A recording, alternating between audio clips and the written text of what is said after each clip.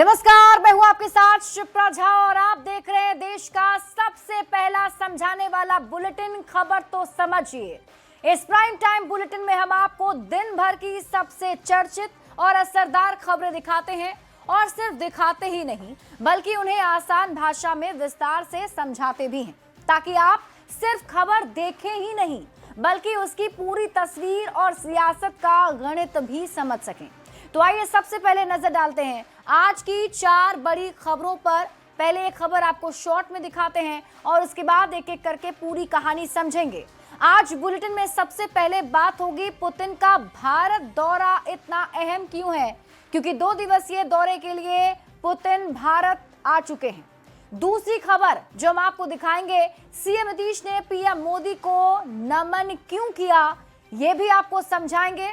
और तीसरी खबर आज के इस बुलेटिन में होगी, सदन में फेल हुए हाईटेक सिस्टम की पूरी कहानी आपको समझाएंगे और साथ ही साथ बात झारखंड की भी करेंगे। झारखंड की सियासी पहेली भी हम आपको समझाने वाले हैं। लेकिन शुरुआत आज की बड़ी खबर के साथ। रूस के राष्ट्रपति व्लादिमीर पुतिन 30 घंटे के अपने भारत दौरे पर दिल्ली पहुंच चुके हैं। एयरपोर्ट पर प्रधानमंत्री नरेंद्र मोदी खुद पहुंचे, उनका स्वागत किया और दोनों ने पूरे गर्मजोशी के साथ गले मिलकर एक दूसरे का अभिवादन किया, जो ये बताता है कि मोदी पुतिन की यारी कितनी मजबूत है। सबसे पहले आप ये रिपोर्ट देखिए, फिर खबर तो समझिए।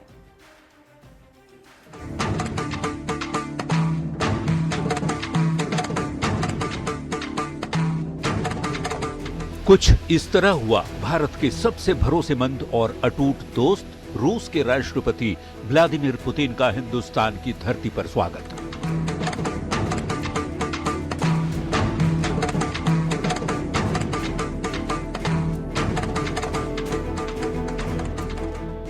मॉस्को से दोस्त आया तो खुद दोस्त स्वागत करने के लिए पहुंचा।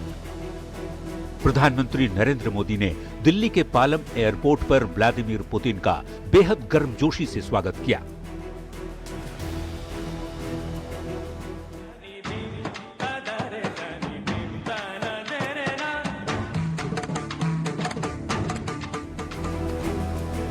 राष्ट्रपति पुतिन और प्रधानमंत्री मोदी ने एक दूसरे को गले लगाकर अभिवादन किया और इसके बाद पीएम मोदी की गाड़ी में रूसी राष्ट्रपति पुतिन बैठे और दोनों एक साथ रवाना हुए।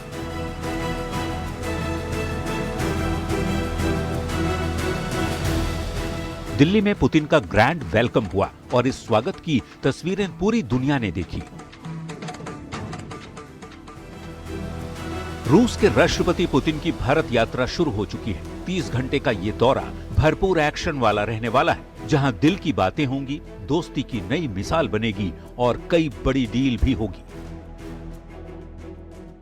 Our Prime Minister Shri Narendra Modi had captured the very soul of our relationship with Russia when he said, on hearing the word Russia, the first word that comes to the mind of every Indian is India's Sukh Dukh ka Sathi. I think this is an important visit. I think for our country, there is no doubt that there are very important bilateral relationships to be maintained. Putin मेहमान हैं और भारत मेजबान, लेकिन विपक्ष अब भी परेशान है। पुतिन के भारत दौरे के ऐतिहासिक मौके पर भी विपक्ष ने सियासत शुरू कर दी है। हालांकि लोगों की नजर सियासत पर नहीं बल्कि इस अटूट दोस्ती की गर्मजोशी पर टिक गई है। Bureau report, news 18।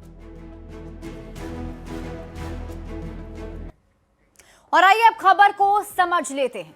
देखिए, पुतिन का भारत दौरा इतना अहम क्यों है, इसे हम आपको समझाते हैं, क्योंकि 2 दिवसीय दौरे पर भारत आए हुए हैं राष्ट्रपति पुतिन। 30 घंटे के लिए भारत दौरे पर हैं रूसी राष्ट्रपति व्लादिमीर पुतिन। 2021 के बाद भारत रूस शिखर सम्मेलन में हिस्सा लेने के लिए पुतिन भारत आए हैं। और आपको बता दें, शीत युद्ध के दौर से ही भारत और रूस के करीबी संबंध रहे हैं। भारत रूस में विशेष अधिकार प्राप्त रणनीतिक साझेदारी है और कई मौकों पर एक दूसरे के साथ खड़े नजर आए हैं ये दोनों देश। भारत रूस के हथियारों के सबसे बड़े खरीदारों में से एक है और यूक्रेन युद्ध के बाद भारत रूसी तेल का बड़ा खरीदार बना है। अब आप खबर तो समझिए, पुतिन का दौरा इतना अहम क्यों है?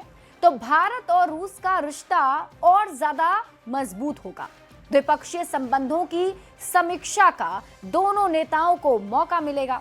परमाणु ऊर्जा, तकनीक और कारोबार के क्षेत्र में भी दोनों देशों के बीच बातचीत होगी। रक्षा समझौते पर भी बात आगे बढ़ सकती है और ज्यादा S-400 सिस्टम की खरीद पर भी बात हो सकती है। सुखोई 57 लड़ाकू विमानों को लेकर भी बात दोनों देशों के बीच आगे बढ़ सकती है।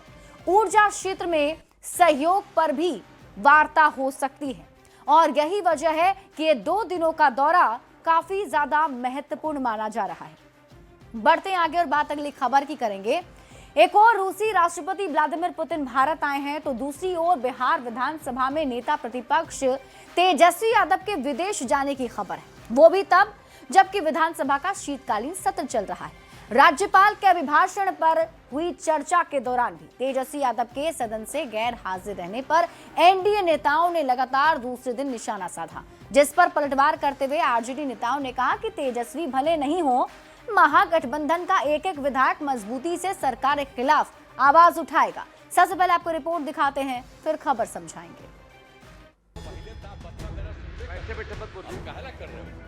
18वीं विधानसभा का पहला सत्र चल रहा है। सत्र के तीसरे दिन यानी बुधवार को राज्यपाल का अभिभाषण हुआ। तेजस्वी यादव सदन में मौजूद नहीं रहे। सत्र के चौथे दिन यानी गुरुवार को राज्यपाल के अभिभाषण पर चर्चा हुई। तेजस्वी यादव ने चौथे दिन भी चर्चा में हिस्सा नहीं लिया, जिस पर एनडीए के नेताओं ने निशाना साधा है। वो गंभीर नहीं है, न कभी गंभीर थे, न गंभीर हैं, न कभी गंभीर रहेंगे। जेडीयू के श्याम रजक ने सदन की कार्यवाही से तेजस्वी की अनुपस्थिति पर चिंता जताई, तो बीजेपी सांसद गोपाल जी ठाकुर कहते हैं कि आज तक ऐसा नहीं हुआ कि नेता प्रतिपक्ष महामहिम के अभिभाषण के वक्त ना हो। जो नेता प्रतिपक्ष महामहिम के भाषण वक्त न हो, ये पहली घटना है और बिहार के लिए और राजनीतिक पार्टी के लिए ये दुर्भाग्यपूर्ण है। जेडीयू के श्रवण कुमार ने कहा, नेता प्रतिपक्ष चुनाव नतीजों से हताश हैं, इसलिए सदन नहीं आ रहे। उन पर भरोसा बिहार की जनता ने नहीं किया तो थोड़ा निराश हैं। तो जेडीयू सांसद रामप्रीत मंडल का कहना है कि उन्हें जनता से कोई मतलब नहीं। अभी ये मैच्योर है, ये दिल्ली में भ्रमण कर रहे हैं, उनको जनता से कोई मतलब नहीं है। तेजस्वी यादव के सदन की कार्यवाही से गैर हाजिर रहने पर एनडीए की ओर से किए जा रहे वार पर आरजेडी नेता रणविजय साहू ने पलटवार किया। रणविजय ने कहा, नेता प्रतिपक्ष भले ना हो, पर उनका एक एक सिपाही मजबूती से सदन में खड़ा है। नहीं, निश्चित रूप से माननीय नेता प्रतिपक्ष किसी जरूरी काम से बाहर हैं, लेकिन उनका एक एक कार्यकर्ता, एक एक सिपाही सदन के अंदर है और सरकार को जवाब देने के लिए काफी है। 18वीं विधानसभा का पहला सत्र महज 5 दिनों का है। शुक्रवार को सत्र समाप्त भी हो रहा है, लेकिन इतने छोटे सत्र में भी ज्यादातर दिनों तक नेता प्रतिपक्ष गैर हाजिर रहे, जिसे लेकर बिहार की सियासत में वार पलटवार तेज है। वैसे खबर है कि तेजस्वी यादव परिवार के साथ विदेश घूमने गए हैं। Bureau report, news 18। और अब आप खबर तो समझिए, तेजस्वी यादव की अनुपस्थिति पर सत्ता पक्ष आखिर सवाल क्यों कर रहा है, ये हम आपको समझाते हैं। इस सवाल को समझने के लिए आपको बिहार विधानसभा से जुड़ी कुछ जानकारी जाननी पड़ेगी। देखिए, मुख्यमंत्री विधानसभा में नेता सदन होता है, यानी कि बिहार विधानसभा में नीतीश कुमार नेता सदन है, जबकि तेजस्वी यादव नेता प्रतिपक्ष हैं, जिसका ऐलान बुधवार को ही हुआ है। लेकिन बुधवार को राज्यपाल के अभिभाषण के दौरान भी तेजस्वी यादव मौजूद नहीं थे और फिर गुरुवार को जब अभिभाषण पर चर्चा हो रही थी, तब भी तेजस्वी यादव सदन में नहीं थे। अब ऐसे में सत्ता पक्ष के नेता सवाल उठा रहे हैं, तो फिर वही सवाल कि तेजस्वी यादव के विधानसभा की कार्यवाही से अनुपस्थित रहने पर सत्ता पक्ष सवाल क्यों उठा रहा है। तो इसे समझने के लिए आपको नेता प्रतिपक्ष के पद को समझना जरूरी है। देखिए, नेता प्रतिपक्ष जो है वो एक संवैधानिक पद है। लोकतंत्र में नेता प्रतिपक्ष की एक बड़ी भूमिका होती है। नेता सदन के बाद सबसे बड़ी भूमिका विधानसभा में नेता प्रतिपक्ष का ही चेहरा होता है। नेता प्रतिपक्ष सरकार से सवाल करता है, यानी कि जनता के जो मुद्दे हैं उसे उठाकर सरकार से टोका टाकी करता है।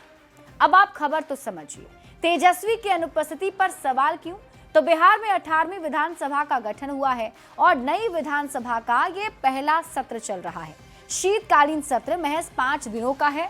बुधवार को राज्यपाल का अभिभाषण हुआ। अभिभाषण के दौरान सरकार का रोड मैप राज्यपाल ने रखा।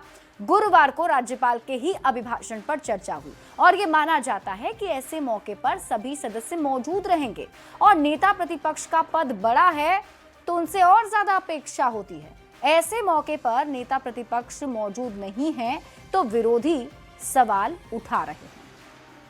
बढ़ेंगे आगे और बात अगली खबर की। राज्यपाल के भाषण पर चर्चा की शुरुआत करते हुए नीतीश कुमार ने प्रधानमंत्री नरेंद्र मोदी की जमकर तारीफ कर दी। बिहार के विकास के लिए 2024 के बजट में विशेष आर्थिक सहायता के लिए उन्हें धन्यवाद दिया और विपक्ष से भी कहा कि आप लोग भी पीएम को नमन कीजिए। इस पर आरजेडी विधायक भाई वीरेंद्र ने टोका टोकी की है। पहले आप रिपोर्ट देखिए, फिर खबर तो समझिए।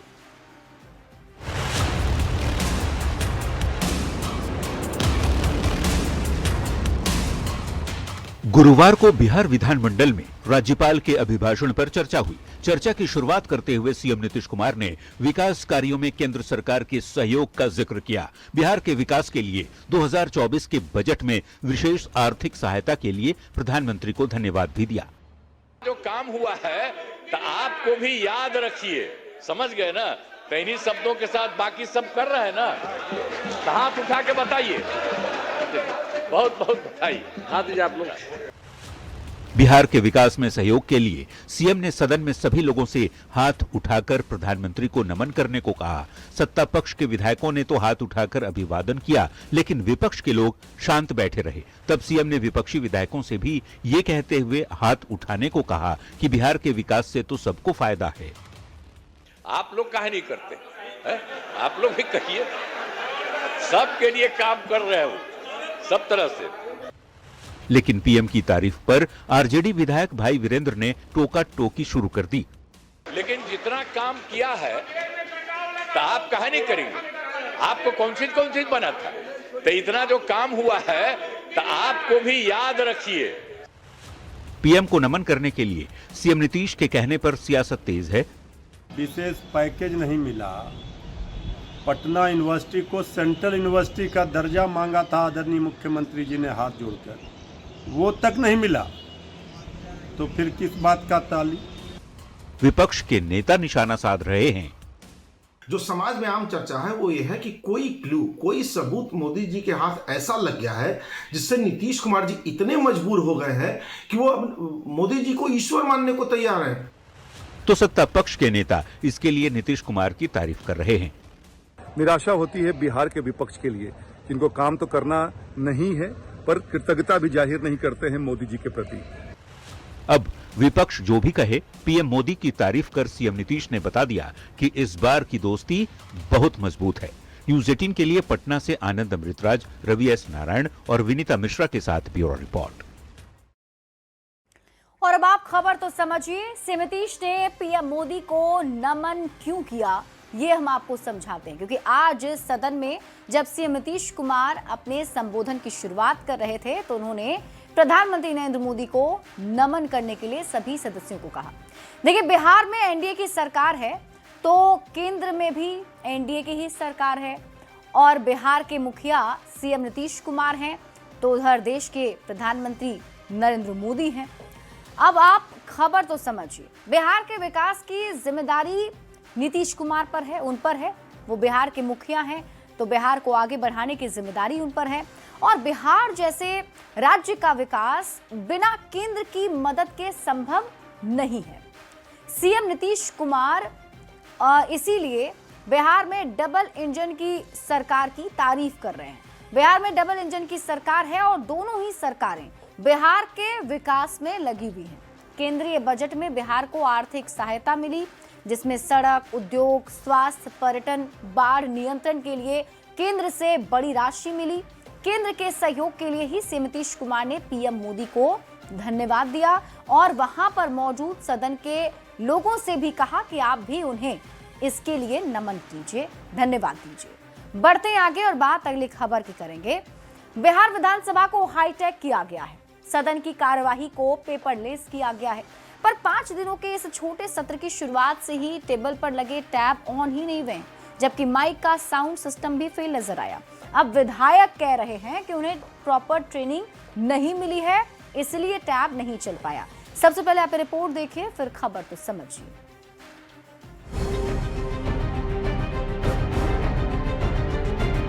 मैं सदन को यह औपचारिक सूचना देना चाहता हूं। 18वीं बिहार विधानसभा का बेहद हाईटेक नजारा। नए विधायकों के स्वागत के लिए सेंसर वाले माइक से लेकर विधायकों की सीट के आगे टैबलेट तक लगाए गए। नेशनल ई विधानसभा ऐप के प्रोजेक्ट के तहत असेंबली को हाईटेक स्वरूप दिया गया, पर नई विधानसभा के लिए चुनकर आए विधायकों के लिए जो हाईटेक व्यवस्था की गई वो सदन में फेल नजर आया। न टैबलेट ऑन हो पाया, न ही टेबल पर लगी माइक। बुधवार को राज्यपाल आरिफ मोहम्मद खान अभिभाषण देने पहुंचे तो माइक सिस्टम फेल हो गया। वैसे जिन टैबलेट की बड़ी चर्चा है और जिस पेपरलेस सिस्टम की बात हो रही है, जानकारी के मुताबिक वो टैब पिछले 3 दिन से ऑन ही नहीं हुए। विधानसभा की पूरी कार्यवाही पहले की तरह कागजी हुई। अब हाईटेक विधानसभा में चुनकर आए माननीय सदस्य कह रहे हैं कि चूंकि उन्हें टैब चलाने की प्रॉपर ट्रेनिंग नहीं मिली, इसलिए टैब का उपयोग नहीं कर पाए।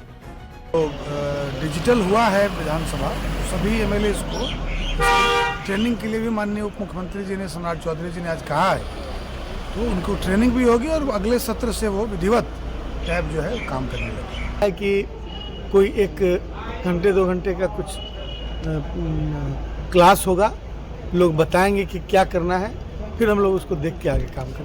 अभी तक तो काम उसका शुरू नहीं हुआ है, उसकी ट्रेनिंग कराई जानी चाहिए। अधिकांश विधायक लोग इन चीज़ों की ट्रेन नहीं है। मोबाइल चलाना अलग बात है, लेकिन वहाँ टैबलेट को इस्तेमाल करने के लिए उनकी ट्रेनिंग होनी चाहिए। बिहार सरकार के मंत्री श्रवण कुमार भी कहते हैं कि नई टैब और माइक की जांच होगी, विधायकों को ट्रेनिंग दी जाएगी, तब सब कुछ ठीक हो जाएगा। काम कर रहा है नहीं, अभी हम लोगों ने चेक नहीं किया है, और अगर ट्रेनिंग होगी तो सब कुछ की समीक्षा होगी, सब कुछ की जानकारी मिलेगी। और जब खराब रहेंगे तो बदले जाएंगे, अच्छा रहेगा तो चलेगा। बिहार विधानसभा को पेपरलेस किया गया इस सुविधा के लिए, ताकि विधायकों को सदन की कार्यवाही में आसानी हो, पर ये प्रयास फिलहाल कागजी साबित हुआ। उम्मीद है सरकार जल्द विधायकों को ट्रेनिंग देकर सदन की डिजिटल बाधा को दूर करेगी। न्यूज 18 के लिए पटना से रवि एस नारायण, आनंद अमृतराज और शैलेंद्र कुमार की रिपोर्ट। सदन में फेल हुए हाईटेक सिस्टम की अब पूरी कहानी आप समझिए। देखिए, बिहार विधानसभा को हाईटेक किया जा रहा है। सदन की कार्यवाही जो है उसे अब पेपरलेस किया जा रहा है, मतलब उसमें अब पेपर का इस्तेमाल नहीं होगा, बिल्कुल डिजिटल होगा। पेपरलेस असेंबली बनाने के लिए हर टेबल पर एक टैब लगा दिया गया है।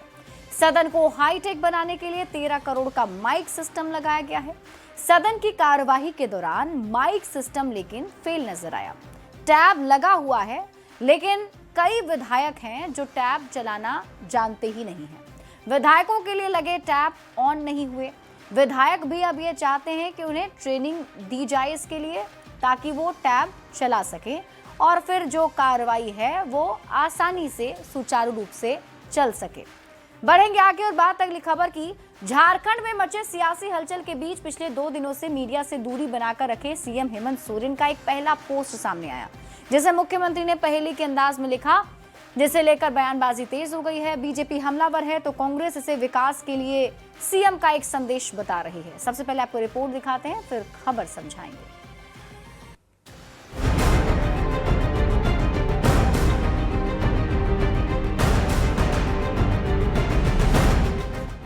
जी हां, झारखंड में मचे सियासी हलचल के बीच सीएम हेमंत सोरेन का पहला पोस्ट सामने आया है। सोशल मीडिया एक्स पर लिखा, आपके चेहरे की खुशी, आपके संघर्ष, आपके समर्पण का गवाह है। षड्यंत्र थोड़े समय के लिए सत्य को धुंधला जरूर कर सकता है, पर उसे कभी भी मिटा नहीं सकता है। सीएम के पोस्ट पर बीजेपी ने हमला बोलते हुए कहा, मुख्यमंत्री पहेली पहेली क्यों खेल रहे हैं? बीजेपी ने कभी नहीं कहा कि वो जेएमएम के साथ सरकार बनाना चाहती है। देखिए, माननीय मुख्यमंत्री जी किसके साथ पहेली पहेली खेले ये समझ से परे है। ना तो भाजपा ने कभी कहा कि उनके साथ सरकार बनाना चाहती है, फिर नेक इरादे और षड्यंत्र वाली ये जो बातें कह रहे हैं ये तो किसी से समझ में नहीं आता।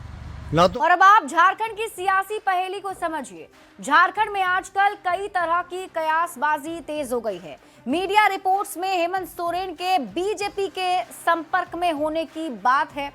कुछ दिनों तक दिल्ली में हेमंत सोरेन थे। पीएम से हेमंत सोरेन और कल्पना सोरेन की मुलाकात भी हुई थी। दिल्ली से हेमंत सोरेन वापस लौट आए हैं रांची, लेकिन मीडिया से कोई बात नहीं की। 2 दिन बाद हेमंत सोरेन ने सोशल मीडिया पर एक पोस्ट किया और इस पोस्ट में भी सीएम हेमंत सोरेन ने कहा है कि आपके चेहरे की खुशी आपके संघर्ष, आपके समर्पण का गवाह है। षड्यंत्र थोड़े समय के लिए सत्य को धुंधला जरूर कर सकता है, पर उसे कभी भी मिटा नहीं सकता है। अब झारखंड की सियासी पहेली को आप समझिए। हेमंत सोरेन के पोस्ट से कुछ भी स्पष्ट नहीं। नेता अपने अपने तरीके से इस पोस्ट के मायने निकाल रहे हैं। कांग्रेस की तरफ से कहा जा रहा है कि ये सीएम का विकास नहीं रुकने देने का संदेश है, तो बीजेपी की तरफ से पलटवार किया जा रहा है। और इसी के साथ इस बुलेटिन में अभी के लिए बस इतना ही। आप देखते रहिए न्यूज़ 18 बिहार झारखंड।